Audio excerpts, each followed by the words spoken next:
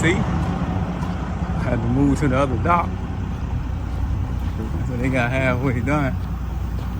Let me show you something.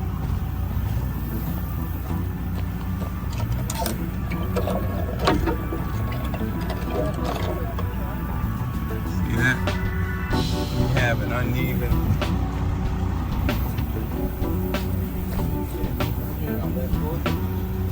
Man, I thought y'all was almost done. When you have an uneven road like this, tie the door like that if you're parking beside something. You see that driveway up there? Right forward.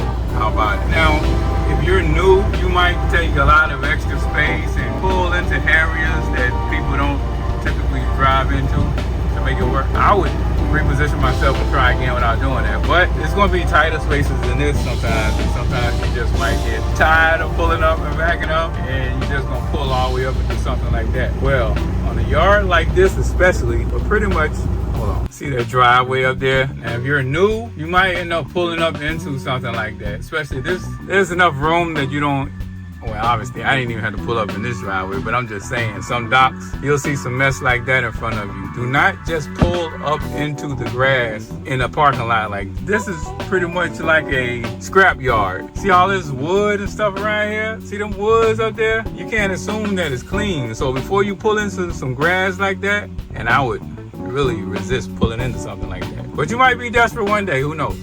But walk it first. Walk it. Make sure there ain't no wood, no planks, no boards out there with nails in it. And just to make sure it don't look too crazy. Like you see a lot of pieces of metal. If you see a lot of trash and pieces of metal and stuff like that, it looks sketchy. You don't even want to pull up there. Just bag up, pull up again, bag up, pull up again. Do it as many times as you have to avoid pulling in an area like that, because you don't want your tires to be going flat, right? That's a waste of time, waste of money. All right, I'm out of here. Another thing about an uneven parking lot like this, where there's all these potholes and whatnot, you might get stuck. You might start spinning. And when you get in that situation, don't just sit there with the truck jumping and jumping and jumping, and you still got your foot on the fuel. Don't do that. You're gonna tear the rear end up, or the drive shaft, or the transmission, the motor mounts. You're killing all of that. So what you want to do is you want to stop with the clutch in, stop. Maybe you got automatic, easy.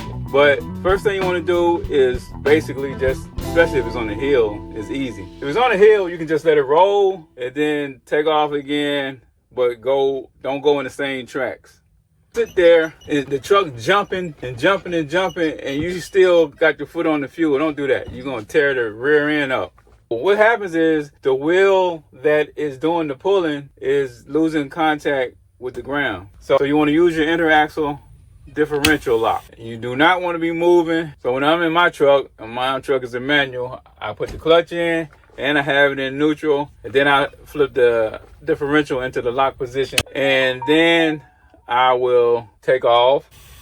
And unfortunately, I was coming out here in first gear and low gear, coming out this driveway because it's so raggedy. If you're on a level parking lot, you probably want to put it in first gear or second gear, because you don't want to take the chance of stopping in one of these potholes and you can't move forward or backwards, and now all of a sudden you got to get towed. That makes sense. So you got to go a little bit faster than probably you would want to on a raggedy parking lot if that happens, if it's that bad. Now, another thing, if you can't get past a certain point, then it might make a difference if you lower the suspension, and it can also make a difference if you slide the fifth wheel, because all of these are going to put weight on the tires that are doing the pulling in a different way. It's going to mess with the suspension, which might help it get traction differently than it would have before you made these changes. And that's it. That's all I got for y'all. Thank y'all for watching. Hervey, Peace. Thanks for giving me a speaking role in your little video today. Guys, he wanted me to tell y'all this. When you're trucking in backroad country, the speed limit might be 55. That doesn't mean you must do 55. Just like some curves say 55, but if you have a high center of gravity load, you need to slow down more than you would with an empty truck. So you have to use common sense. Don't just follow the signs. Now look around. What do you see here? You see crop fields and curves. That's limited sight distance where farm equipment is used. If you go around the curve and there's a tractor pulling out of the driveway, it's a bad day for both of you. You could still be given a ticket for driving too fast for conditions because you couldn't stop, even though a car might not be able to stop either. But the point is, you do have to use critical thinking skills out here. It's more to trucking than just holding the steering wheel. Well, that's my speech for today. You guys have a wonderful day and happy trucking. Or if you're not a trucker yet, just have a great day.